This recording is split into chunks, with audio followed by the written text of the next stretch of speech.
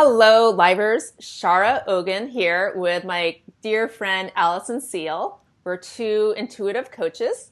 And the topic for today is how to have your emotions and have your life too. In other words, how to not let your emotions run your course of your day. I actually just before this led another live stream on how to expand time. And one thing I realize is the thing that actually takes up the most amount of time for people is the amount of time that they're circling in their head, circling with thoughts, like if you live with anybody right now, you probably know what I'm talking about. If you've gone more than like 5 days without having an argument or a disagreement or a fight, you are doing good. I congratulate you. So I've definitely had to deal with how to have the emotions of somebody else so close in my space and yet really focus on what I want to focus on, which is you.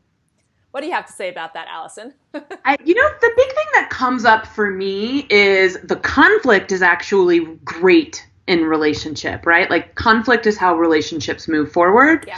And it's about how you tend the conflict and how quickly you come to the repair. Yes. And so what we're really interested in talking about, and for both of us where our work is at, is about whatever story, emotion, reality is coming up and activated in you.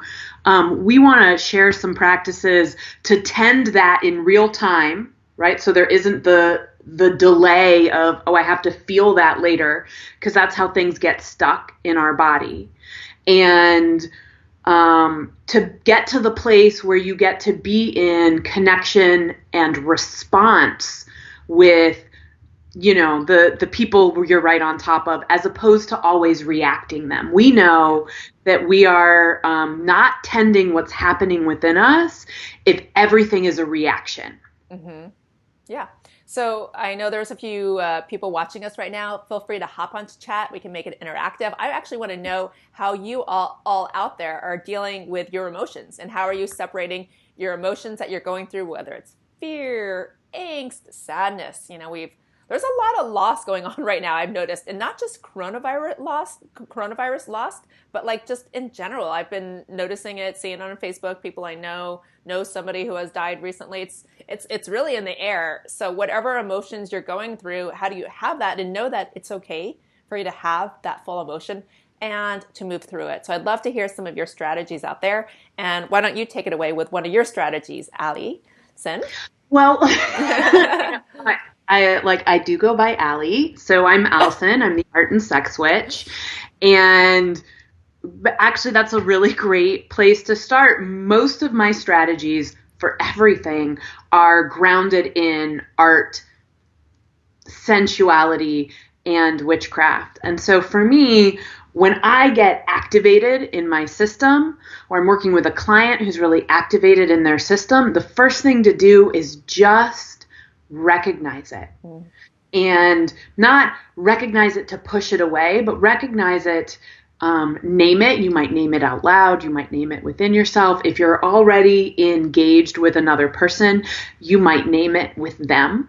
And with someone else, that might be the moment of, hey, I actually need a moment. I need a moment to tend what's happening with me. I'll get right back to you. Mm-hmm. And within yourself, cheering on, applauding the part of you that was able to notice the feeling and the agitation. Mm-hmm. Yeah, I find that when you're in relationship, whether it's a friend or a lover, any kind of relationship, and especially with an intimate space, it helps to say what you're actually feeling through than feeling what you're actually feeling inside, rather than the experience itself. And so it's basically like, I am experiencing blah, blah, blah. And first of all, us in life are so disconnected from our feeling body. From a very young age, every time we feel uncomfortable, we just basically leave our body.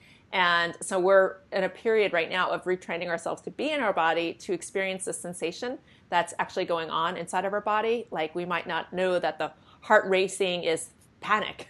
It's the feeling squeezed for time and feeling pressure inside of ourselves. So first recognizing what it is. Oh, this is a very familiar feeling that most likely all the experiences, all the feelings you're having, you've had many, many, many times of. So it's just like a record replaying itself over. Not that any time is more significant than another. So step one, like Allyson said, is acknowledging it and recognizing it. And even if you could say it out loud, that's a really good starting point for conversation that doesn't put the other person on defense. Do you want to go with the next step then?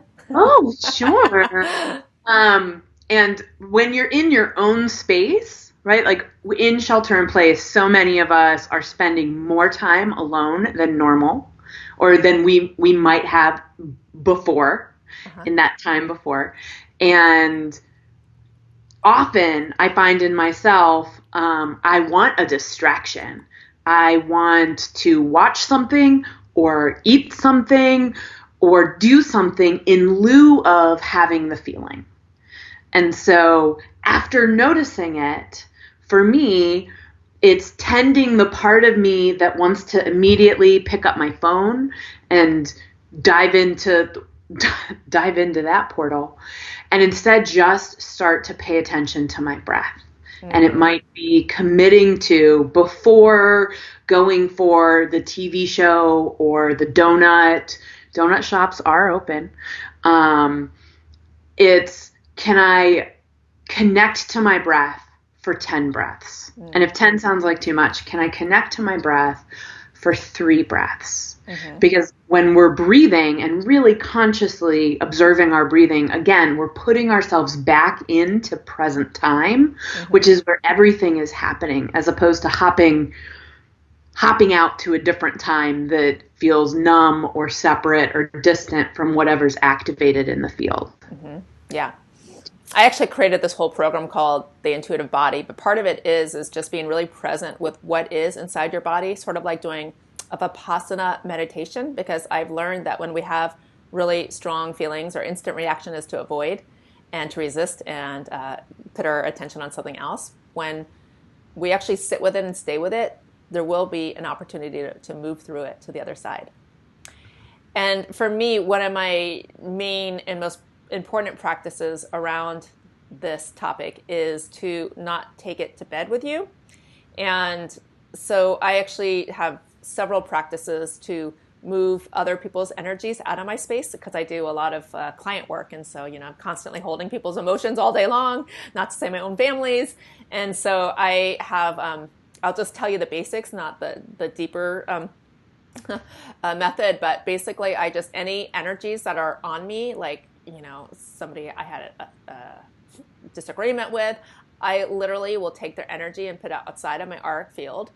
And then I'll call back my own energy. And I set an intention, especially like before I go to sleep, that anybody's energies that aren't in my highest good to stay outside, like stay outside of my aura, stay outside of my bed space, maybe even stay outside of my room, and only the energies that have my highest good to be here and present with me. So I literally do that sometimes several times, just release any energies that aren't in my highest good, and to take my own energy or people or the spirits with my highest good. And the other important thing that goes along with that is recognizing that emotions from other people or conflicts are oftentimes their stuff and not your stuff. And so to own only what's yours.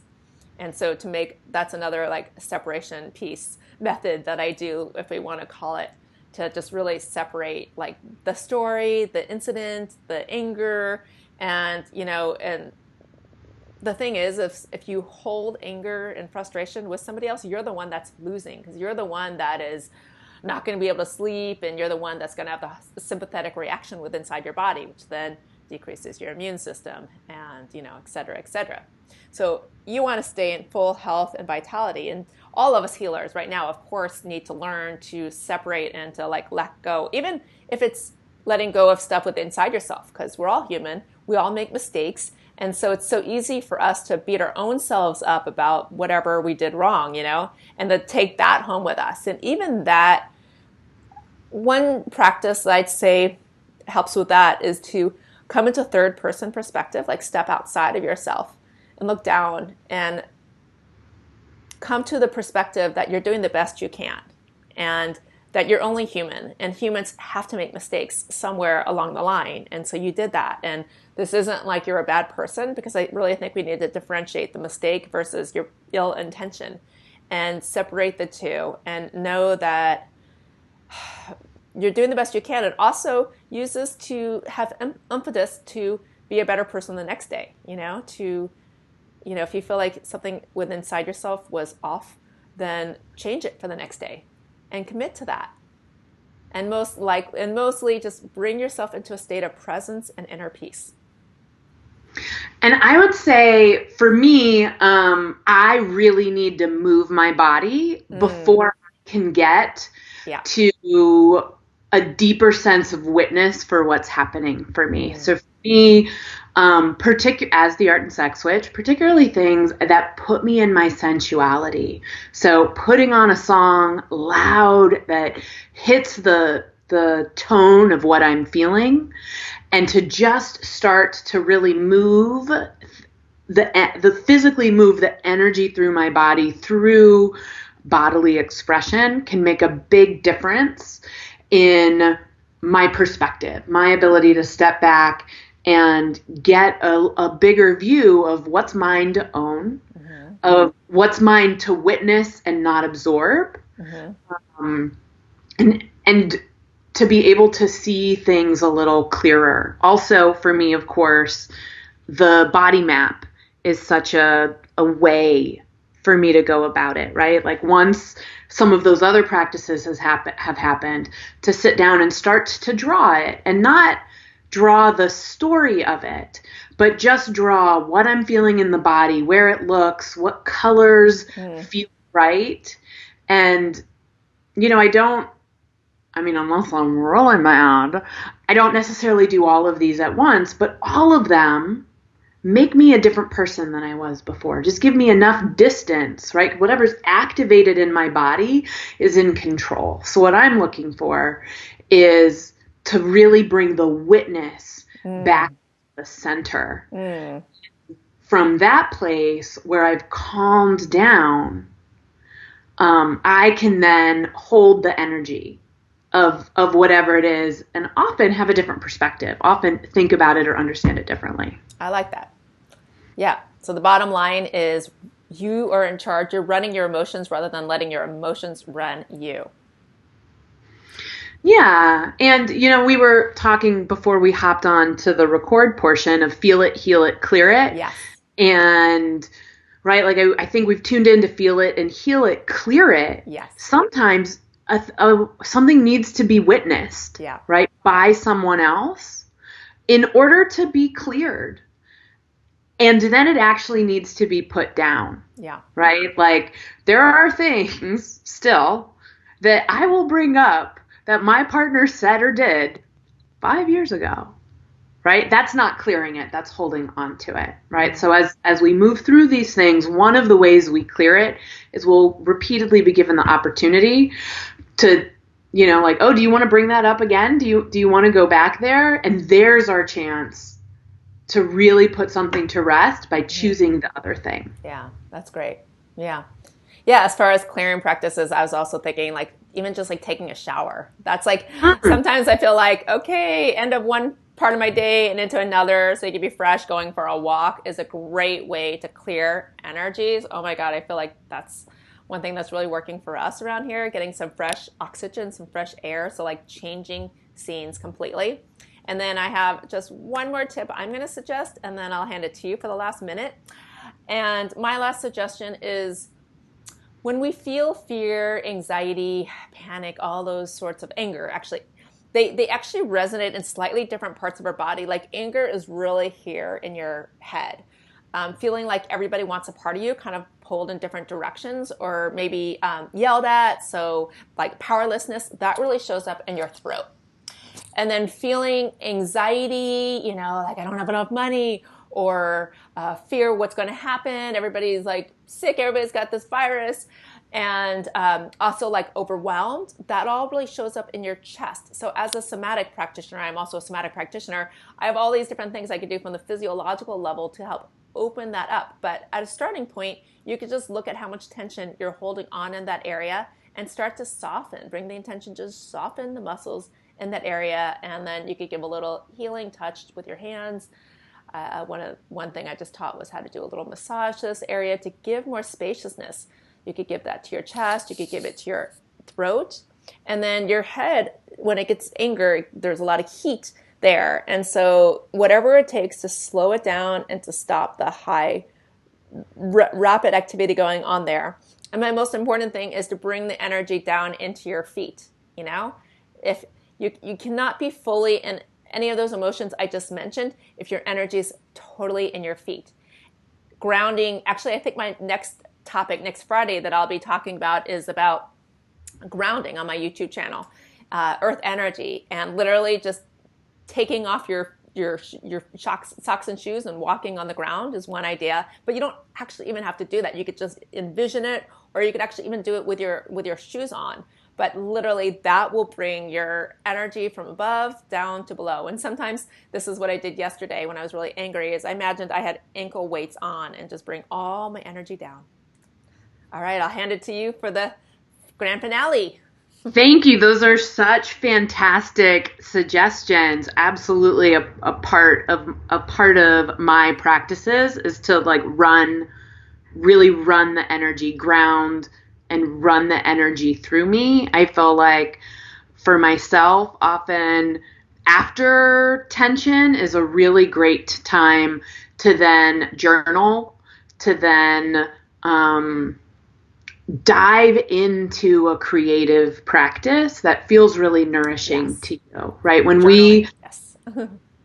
when we activate our nervous system, right? When we like bring up a lot of intensity, we want to then offer something that's going to feel nourishing and reward ourselves for engaging and encountering with our emotions, feeling them and navigating them, so that the behavior continues to repeat itself. All right. Well, nice meeting with you again. If you out there have any other topics for next week for Allyson and I, let us know, and we hope to see you again. Much love. Bye, folks.